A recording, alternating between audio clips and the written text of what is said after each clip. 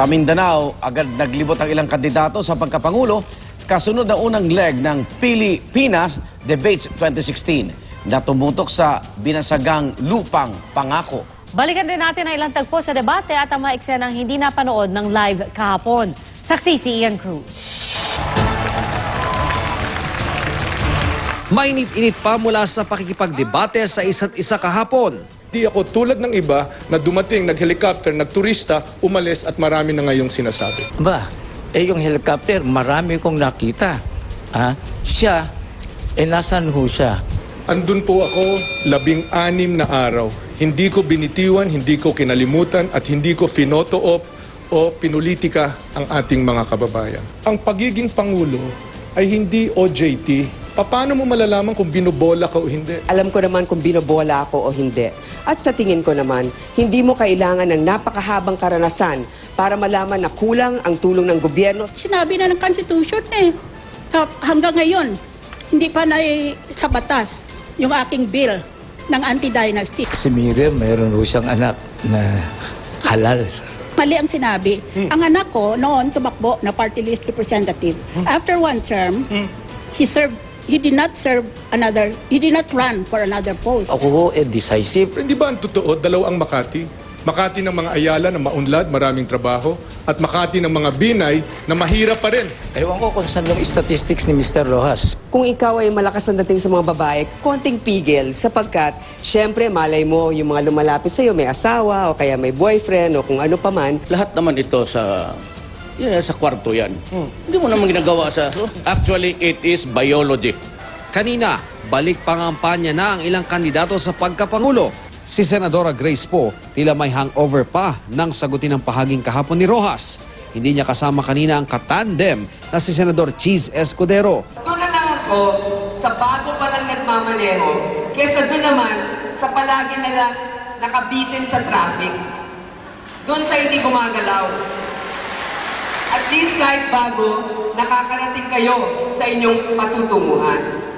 Pangako niya sa Bukidnon, train system para sa Mindanao at airport para sa probinsya.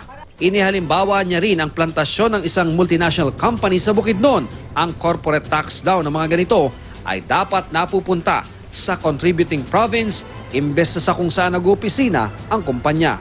At nang tanungin kung sino ang magaling sa kanila sa debate kahapon, hayaan na lang daw ang mga tao ang humusga.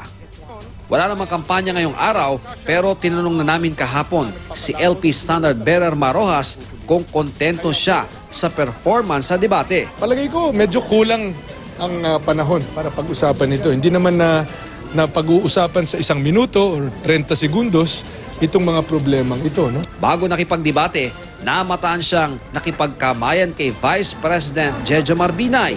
Sandali pa silang nag-usap.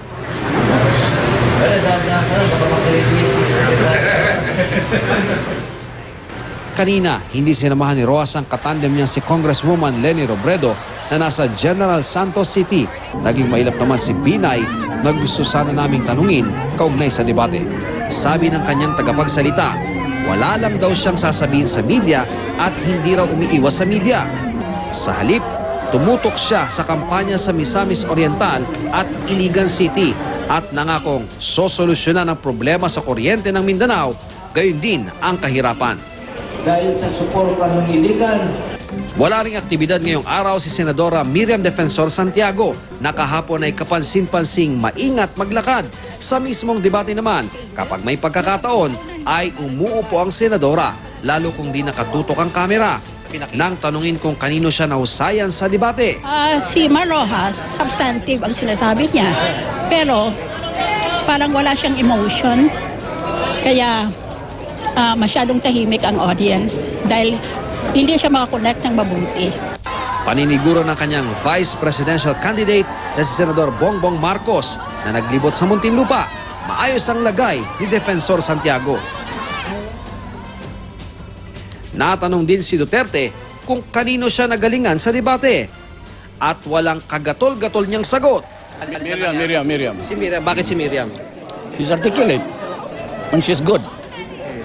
And si Grace, very articulate, very fast talker.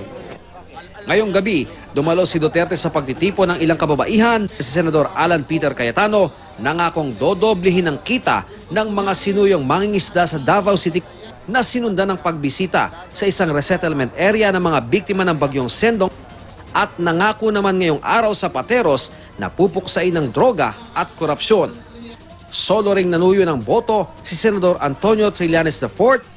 Bagamat walang katandem, ikinakampanya niya si Poe. Binanggit niya rin sa paglilibot na suportado niya ang panukalang protektahan ang mga karapatan ng LGBT community pero hindi pa handang isulong ang same-sex marriage.